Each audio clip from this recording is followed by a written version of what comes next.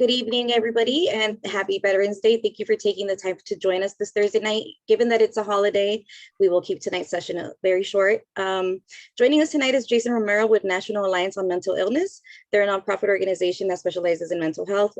They provide education on mental health and support groups, to name a few. So I will give it away to Jason to fill you in on their services. Thanks so much, Lisa. I really appreciate the invite to come and speak to you and your members. And hopefully I can share some good information tonight about who NAMI is and what it is that we offer. So as you mentioned, my name is Jason Romero. I'm the operations manager for the Glendale chapter of NAMI. That's the National Alliance on Mental Illness. So I'd like to start by asking a question, which is, what would you do if you or a loved one were diagnosed with a mental illness? That's the question that a lot of our members are faced with, and a lot of people are faced with, but it's hard to know what the answer is. And there's a lot of reasons for that. Stigma around mental illness is a big one. It's just something that's not discussed a whole lot, so it's hard to know kind of what to do, as opposed to like if someone got a cancer diagnosis, we all kind of know what to do. So NAMI is really there to help people navigate through a mental health challenge, either from themselves or someone that they care about. So how do we do that is by leveraging a combination of lived experience. So that's people who have an experience, either as someone with a mental health condition or someone that they know who has one, as well as sharing evidence-based information about mental health. And by that, we hope to offer help and hope every step of the way as someone is trying to navigate the mental health challenge that they're dealing with at the time. So a little bit about NAMI, that's the National Alliance on Mental Illness. We're the nation's largest grassroots nonprofit mental health organization. It was started in 1979, and we've now grown to 600 affiliates in all 50 states. We're a nonprofit organization, and our members include, like I said, families, friends, and by families, I mean anybody. It could be a parent, a child, a spouse, a sibling, friends, significant others, partners, and also people living with mental health conditions. And by that, we mean conditions like depression, schizophrenia, bipolar disorder, post-traumatic stress disorder, borderline personality disorder. Those are some of the common mental illnesses that people who come and utilize our services are often experiencing. And what each NAMI chapter across the nation hopes to do is support, educate, advocate, and focus on research as it relates to mental health.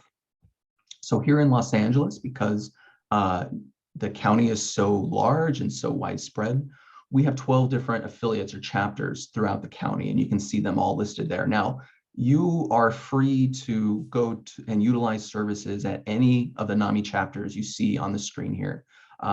But we break them down into different geographical locations just to kind of make it a little easier for the chapters to offer services to people within those areas. So I'm, for example, from the Glendale chapter, and really that's most of Northeast Los Angeles. I'll get to that in a little bit, which communities our chapter covers. But you can see we cover all of LA County. And so you can utilize, I'm going to talk about some of our services a little later. Pretty much every NAMI chapter offers the same set of services. So and they're on different days and times. So you can find the ones that are most convenient for you and know that you're going to get a consistent experience no matter where you go. So our Glendale service area is really more like Northeast Los Angeles, as you can see on the map there. So it's Glendale and Burbank, but also Toluca Lake, Echo Park, Los Feliz, Eagle Rock, Highland Park, Lincoln Heights, El Sereno, and all the way up into La Crescenta and Montrose and Summerlin and Tujunga. So, that's our little corridor there. So when we were offering services in person before COVID, we'd offer them in locations within this area. I'll mention a little later, but now we offer our services all virtually. So they've continued. So we get people from all over our service area, from LA County, from the state of California, and really all over the nation. It's been kind of nice that way to be able to offer services to more people. So here's a few things about what it is that NAMI believes.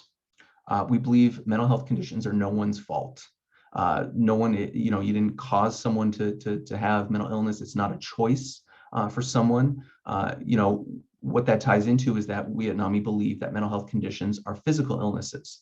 It's a brain chemistry problem, and it's the mechanisms of the brain just aren't doing their job right. We also believe that you as the family member are the expert. You and your loved one, that's the term that we use often for someone who has a mental health condition. Most of our members are people who have someone in their life with a mental health condition.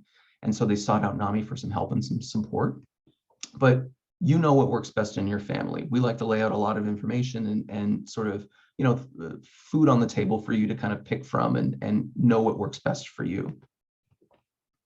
We also at NAMI believe that there are 3 dimensions of mental health conditions, and that they affect 3 different primary areas. That's biological, psychological, and social. NAMI really focuses mostly on the social element. So we are not trained mental health professionals. We're not social workers, psychiatrists. We're people with a lived experience who try to help other people with that same lived experience navigate what it is that they're going through. So we focus a lot on that social stuff. We share problem-solving techniques, we have communication skills, but it's also making and restoring social connections. Experiencing a mental health condition, whether you're an individual or a family member, can be a very isolating experience. And so NAMI aims to connect people with services and people who have been there and can offer that kind of support. But as I mentioned earlier, we don't just offer hope and connection, we also offer information. And that's really where the biological and the psychological impacts fit into what NAMI offers. We offer information around different medical aspects of mental health. So that includes common symptoms, treatments, medications, current research into the brain and mental illness. And we also offer information around the psychological element. So seeking out a therapist or a psychologist so that someone who is either experiencing a mental health condition, and sometimes even people who care for people who experience a mental health condition, can seek out that kind of professional care. So we like to see ourselves as offering a social space primarily and giving information about those biological and psychological aspects of mental health. Okay, so now that I've kind of laid out what it is that NAMI believes and some general tent poles about kind of how we service people, I'd like to talk a little bit about some of the key services that we actually offer. And the most common way people usually come into NAMI, this was true in my case, was through a support group.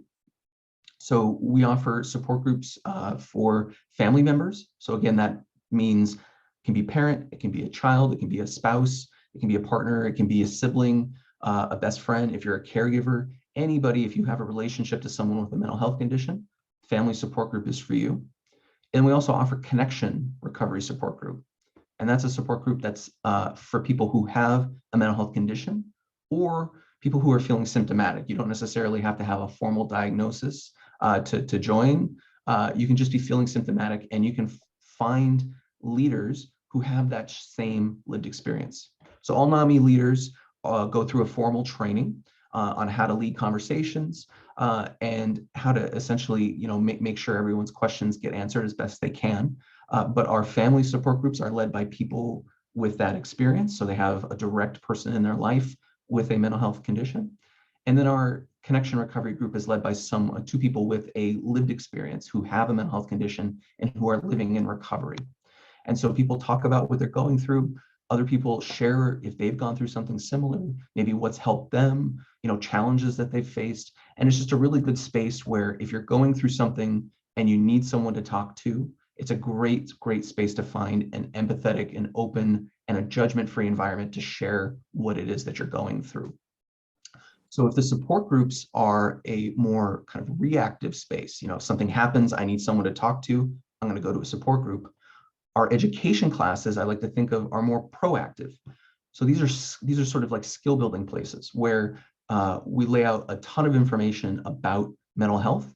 And again, it's geared around the person's experience. So family to family is very similar to the family support group in that it's led by and meant for people who have someone in their life who's an adult, 18 or over, experiencing a mental health challenge. And so we offer a lot of fact-based information about diagnoses, symptoms, medications, but also skill building things, empathy building, communication skills, problem solving skills, and also how to navigate systems of care that can be really challenging. So we try to offer some advice around that.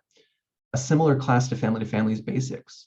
So basics is meant for people who have someone in their life who's aged 22 or younger, who experiences a mental health condition, and it's more geared around that experience. So there is a lot of focus on navigating and advocating for your loved one through different places like the education system, the healthcare system, where you have more rights as a parent and more say over a person's medical experience. And then finally is peer-to-peer. So this is an education course where peers, people with a lived experience, people with a mental health condition, lead others through an education course that covers, again, basic information about diagnoses and medications, but also how they can navigate through their own lived experience, how to, to reach out and find that kind of social support that people need, and also how to talk about, your story, how to share your story with others.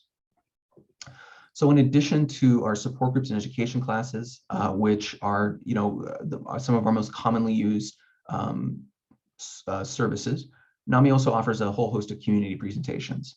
So In Our Own Voice is one. That's where people with lived experience go and talk to others about their sort of journey through their mental health condition and into recovery. I don't mean to talk about it in the past tense, like a mental health condition ends. It is a, it is a lifelong thing. But for those living in recovery, they can show this presentation shows other people that, what we would consider normal milestones in life, having good social connections, holding down jobs, having, things in your background that you enjoy doing, activities and hobbies. Those are all things that are possible. So we give that presentation to all kinds of audiences, and it's really an interesting one that allows people to ask questions. Ending the Silence is another. That's a presentation we do in schools. We give them to parents, to faculty and staff, and to students. And so this one's really great for the kids because they learn sort of what are some of the common signs and symptoms. Same for the teachers too, and how they can talk to someone who they think might be having a mental health challenge. And then finally, Family and Friends. That's a sort of presentation version of the family-to-family class. And that's one we like to offer sometimes to people who are kind of want to get a sense of what family-to-family might be like, since it is an 8-week course. This is a 90-minute presentation. So it's a little bit of a preview of what you can expect in there. Some other things that we do at NAMI is community outreach. So NAMI in the Lobby is one. Is where we go to the waiting rooms during visiting hours at local inpatient facilities, hospitals that are offering inpatient mental health facility services. And we talk to people. It's usually family members, but sometimes people themselves who have been checked in or checked out. And we try to offer them some help based on their needs.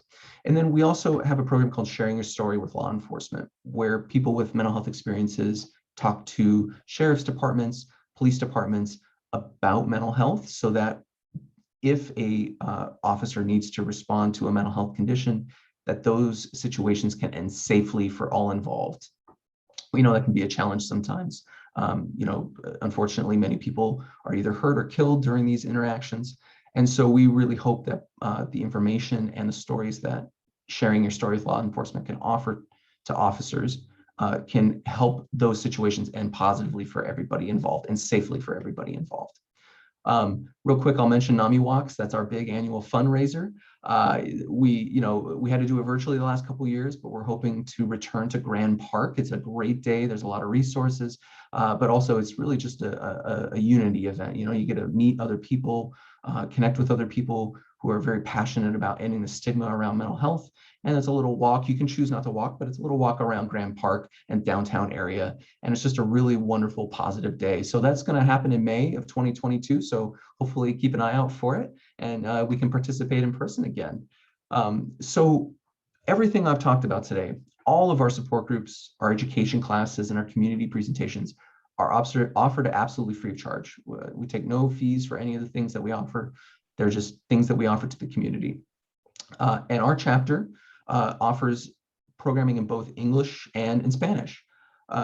Some other NAMI chapters offer them in other languages. I believe our South Bay chapter offers some services in Korean. And I think there's other NAMI chapters that offer services in different languages as well. But we do offer our chapter offers a family support group in Spanish. It meets once a month. And hopefully once we can all start meeting in person again, we can offer the family-to-family class in Spanish too. And a few of our chapters even offer the peer-to-peer, the connections groups in Spanish as well. And if you need any more information about our services, you can always visit our website, namiglendale.org, or you can send me an email, jasonr@namiglendale.org. So thank you very much, Lisa, for having me tonight. I appreciate you giving me the chance to share a bit about what NAMI offers. And I'm happy to answer any questions anybody may have about what it is that we do. Thank you so much, Jason. I don't see anybody asking any questions just yet. Hola, But, Lisa, oh, yo Arlene. tengo una pregunta. Mhm. Conozco una familia que viven en Los Ángeles, en la Wilshire, creo, y ay, no me acuerdo la otra calle, Mhm. por MacArthur Park. Ellos pueden llamarlo a él para, el muchacho tiene esquizofrenia. Okay. Jason, I don't know if you speak Spanish or not. Un poquito. Un poquito. But I'll Okay. let you translate it for me, Lisa. Yeah, Thanks. so she's just saying that she knows a family that lives by MacArthur Park, and one of the relatives, I believe, suffers from schizophrenia. So she's also wondering if she can just, connect them to you. But yeah, I mean, I don't know. if one of the family members would like to attend one of our family support groups, if in Spanish, that would be a perfect way to, at least just start. What do I do? Like, that's probably the question. What do I do? What's the first step? And that's really what the support groups are really great for, is they can ask the question and they can hear from others in the room who have been there and offer them some of that, first steps. Okay. Arlene, él nomás está diciendo de que el primer paso sería que puede buscar por medio de ellos un grupo de apoyo en su página. Y si quiere, yo le puedo mandar el enlace cuando terminemos. Por favor, muchas gracias. Yeah, Thank I'll you. send her the link. You're welcome. ¿Nadie más tiene preguntas? Okay. Silvia? No. Okay. All right. Okay, so I guess that concludes tonight's session. Thank you so much, Jason, again for joining us tonight. And if you guys need any services or want to get connected, I can also email you guys the link and connect you guys to Jason if you guys need be. And also for next week, join us for another Money Matters workshop Thursday at 6, thinking of changing jobs. So they're going to give you 9 financial factors to consider. And also looking forward to meeting with Sylvia Gill with NAMI as well on the 2nd of December for the introduction to the basics program. So we're looking forward for that as well. Fantastic. All right, thank you guys. Yeah, thank you guys so much. Have a wonderful evening. Thank you, you. Lisa. Thank you. Bye-bye. Bye. Bye.